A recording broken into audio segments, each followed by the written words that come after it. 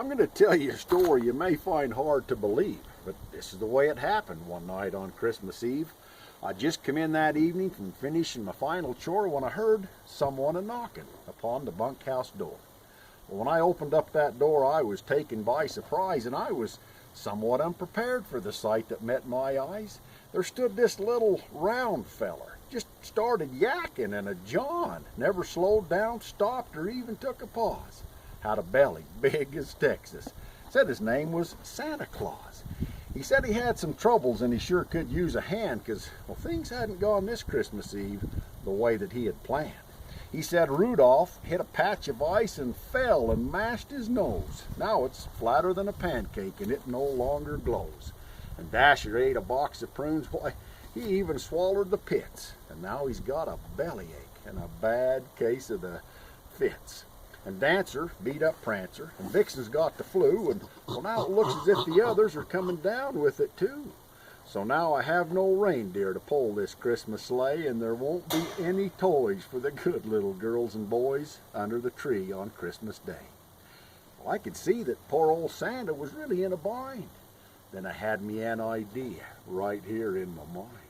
I says, well, I think that I can help you, but we'll have to bend the rules because, well, out here we don't have no reindeer, but I got a string of mules. Well, it looked as though he'd taken a blow right below the belt, and well, I can only just imagine just how low poor Santa felt. Well, I guess beggars can't be choosers, I heard old Santa say, so we harnessed up them mules and we hitched them to the sleigh.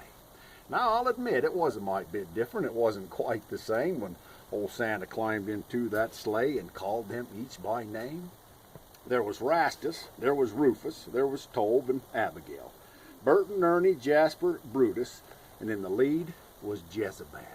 Then he reached into his pocket and grabbed some magic dust and he blew it on the backs of them mules.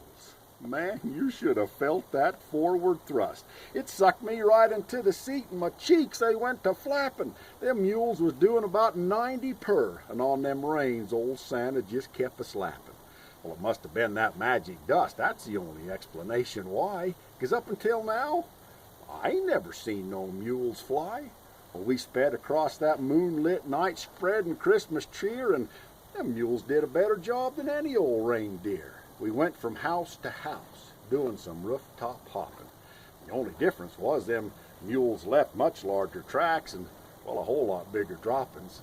And I gotta say, I was some impressed, although old Santa was just a beginner. But by the time that night had ended, well, he'd become a top-hand mule skinner. Now, believe it or not, it happened just that way, the year the reindeer ran amok and a string of mules saved Christmas Day. Now, I'm not at liberty to discuss the details that was made, but by the time that night had ended, me and old Santa had made a trade. So don't be too surprised if you wake up Christmas Day and see me riding a reindeer and a string of mules pulling Santa's sleigh.